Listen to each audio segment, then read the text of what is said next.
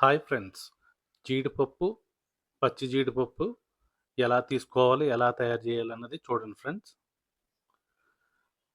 మనం జీడి గింజలు తీసుకున్నాం. ముగ్గు కూడా తీసుకోవాలి. ఒక గిన్నెలోకి ముగ్గు కూడా తీసుకున్నాం.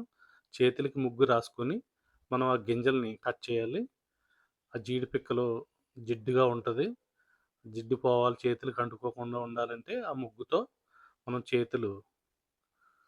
ముగ్గు రాసుకొని, ఆ పిక్కల్ని కట్ చేయాలి. జీడి పిక్కల్ని.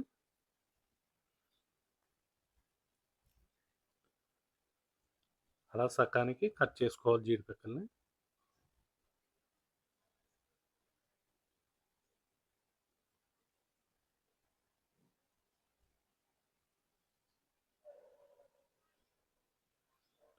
ఇలా వచ్చినియి. కట్ చేసిన తర్వాత మనకి జీడి పిక్కలు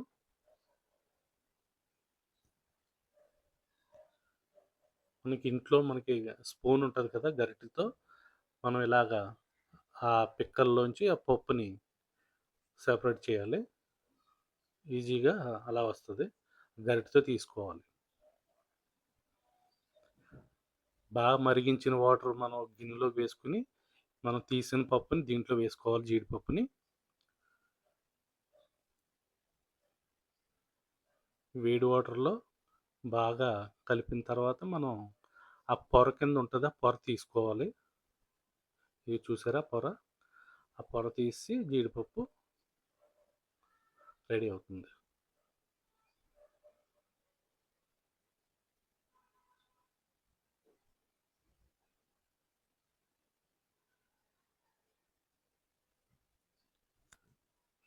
జీడిపప్పు రెడీ అయిపోయింది. ఈ వీడియో గనుక నచ్చితే సబ్స్క్రైబ్ చేసి, లైక్ చేసి, షేర్ చేయండి.